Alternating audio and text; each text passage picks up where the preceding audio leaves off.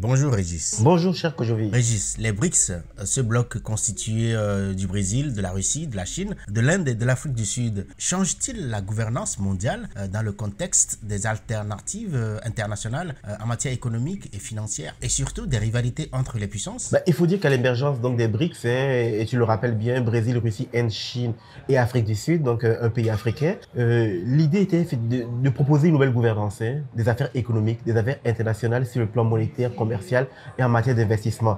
Une alternative par rapport à la concurrence occidentale, bien sûr. Et donc, effectivement, je pense qu'à la faveur donc, de plusieurs fractures internationales et surtout donc, de ces conflits, de cette guerre russe en Ukraine, tout ça réveille quelque part aussi l'émergence, tout ça permet l'émergence d'autres groupes, d'autres organisations qui pendant longtemps ont estimé qu'elles ont été blacklistées ou qu'elles n'ont pas pu émerger par le biais ou à cause donc des États dits occidentaux. Donc les BRICS aussi quelque part aussi participent, je dirais, d'une alternative plutôt sur le plan commercial, sur le plan économique et aussi, il faut le dire, les BRICS pendant longtemps, il faut le dire, c'est un regroupement économique, mais qui de plus en plus s'impose comme une organisation géopolitique, une organisation stratégique. Donc je pense effectivement que bien sûr de mon point de vue, et puis beaucoup d'observateurs aussi partagent l'idée que les BRICS dans les années à venir vont vraiment s'imposer comme une alternative, comme un poids lourd économique, un poids lourd stratégique qui fera face, je dirais, à la surpuissance américaine, à la surpuissance européenne, à la surpuissance occidentale, et dans l'idée surtout que le monde a besoin, je dirais, plutôt d'une multipolarité sur le plan économique, sur le plan stratégique, sur le plan économique. Et les BRICS, je dirais, à leur façon, participent quelque part aussi à changer le regard sur la gouvernance mondiale. Que penses-tu de la nouvelle banque de développement qui est l'un des instruments des BRICS? La nouvelle banque de développement, c'est une banque qui est née des BRICS, qui a été votée par les BRICS et qui est née en 2015. Et l'objectif donc de cette banque, pour moi, et j'estime effectivement que si elle vient à bout de ces objectifs, qui est celui donc de financer les économies donc des pays en développement, de financer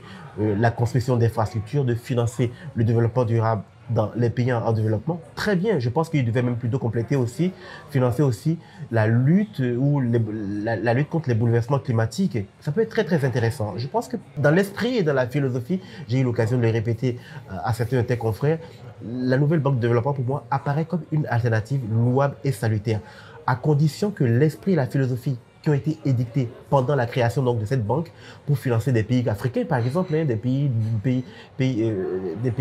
dont on sait effectivement par définition sont des pays parfois pauvres, voire très pauvres, financer leur développement, très bien. Mais à condition que ce financement se fasse en respectant les orientations et les besoins et les marchés économiques africains et des pays dits du Sud. En fait, il ne suffit pas juste de se comporter comme une banque d'investissement. Il faut aussi quelque part réfléchir et respecter ce qui se passe dans les pays. On a vu, quand je prends l'exemple des institutions de Bretton Woods, la Banque mondiale et le FMI qui, par définition, devraient aider aussi à financer des économies donc, de pays africains, mais pas que des pays africains. Et pour la plupart, les résultats aujourd'hui sont très mitigés. Je prends juste les pays d'Afrique de l'Ouest ou les pays francophones où on sait le poids, je dirais, contraignant des programmes d'ajustement structurel et qui ont fait que beaucoup de pays, au lieu de se relever sur le plan économique, se sont encore davantage plutôt affaissés. Cette nouvelle banque de développement a pour objectif effectivement de proposer aux pays en voie de développement. Donc on peut estimer que les 54 pays africains, dont l'Afrique du Sud, je le rappelle, l'Afrique du Sud fait partie donc des BRICS, cette banque effectivement pourrait quelque part permettre à ce qu'il y ait un véritable financement donc, de nos économies sur le continent africain. Mais moi, je dis le meilleur développement économique, c'est le financement endogène. Les banques, c'est très intéressant. Mais une banque, par définition, elle cherche aussi son profit. Et il ne faut pas penser que c'est parce que c'est une banque, c'est la nouvelle banque de développement, la banque des BRICS, donc la banque de l'alternative occidentale, que justement, ça va être une banque où on pourrait faire des profits, on pourrait faire des investissements aléatoires. Non, je pense que par définition, il faut que les pays africains,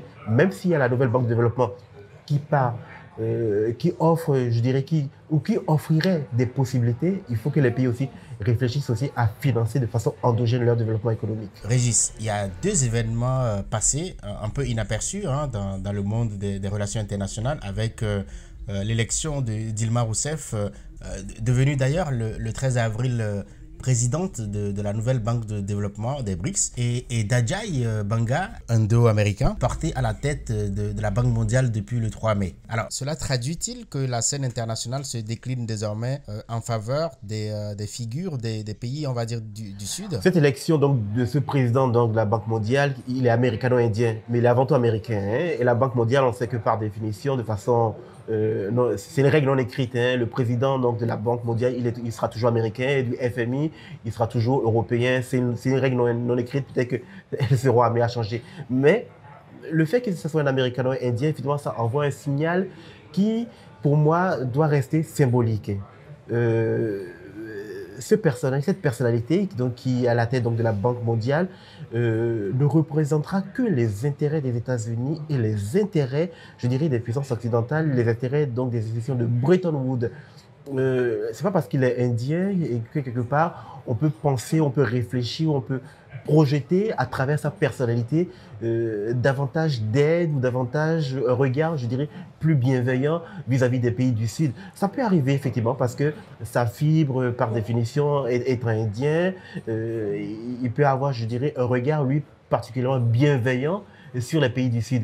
Mais de façon très réaliste, hein, il faut le dire, il reste américain. C'est un peu l'écueil qu'on a beaucoup eu concernant Barack Obama. Quand Barack Obama est devenu président des États-Unis, on s'est dit parce qu'il est d'origine africaine, il aurait eu un regard plutôt bienveillant. Non, Barack Obama est avant tout président des États-Unis. Et une fois encore, il ne faut pas penser parce que les gens portent leurs origines dans leur cœur, mais les intérêts, parfois, ils sont ailleurs. Hein. Les intérêts, c'est ce qui définit davantage cette personnalité. Mais moi, le symbole que je trouve très intéressant, le fait qu'on ait un Indien, un Américain d'origine indienne, et qu'il soit à la tête d'une grande institution comme la Banque mondiale, c'est très intéressant en termes symboliques et en termes de communication, ça peut être très intéressant et pour l'Inde et les pays du Sud. Par contre, effectivement, la figure de Dilma Rousseff, qui moi me parle davantage, effectivement, parce que c'est une figure féministe, elle a été présidente du Brésil. Et maintenant, elle dirige cette nouvelle banque de développement. Par contre, pour moi, c'est plutôt la véritable figure incarnée du Sud. Hein. Et quelque part, c'est normal parce qu'elle est présidente donc, de la banque des BRICS. Donc, quelque part, le fait qu'elle prenne cette position et qu'elle puisse, à travers sa personnalité, impulser des projets de développement sur le continent africain et dans les autres pays du Sud, ça peut être très intéressant à analyser.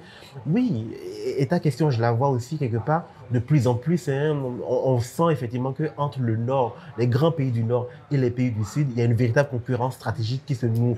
Elle se joue parce qu'à la faveur de fractures, hein, on a vu avec la crise du Covid, on a vu la Chine se battre et se débattre par rapport aux États-Unis et même parfois par rapport à l'ensemble du monde. Et aujourd'hui, on prend la Russie aujourd'hui qui se bat par rapport à l'OTAN et par rapport à l'ensemble des autres pays.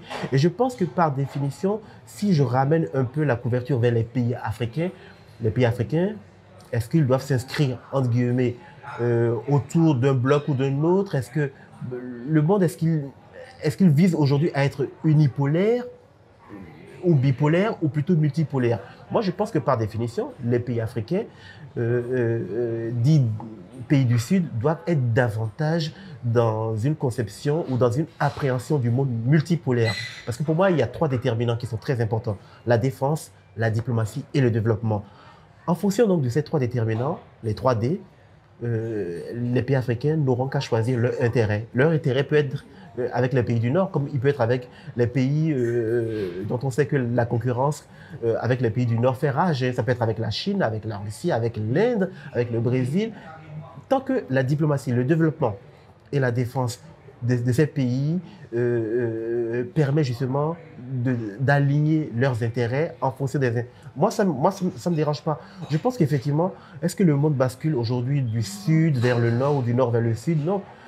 Il y a une forme de centre de gravité qui bouge beaucoup. On sent que le centre de gravité bouge parfois en fonction des intérêts. Mais pour moi, une fois encore, le véritable centre de gravité donc des pays africains, c'est d'abord le centre de gravité qui assure leurs propres intérêts.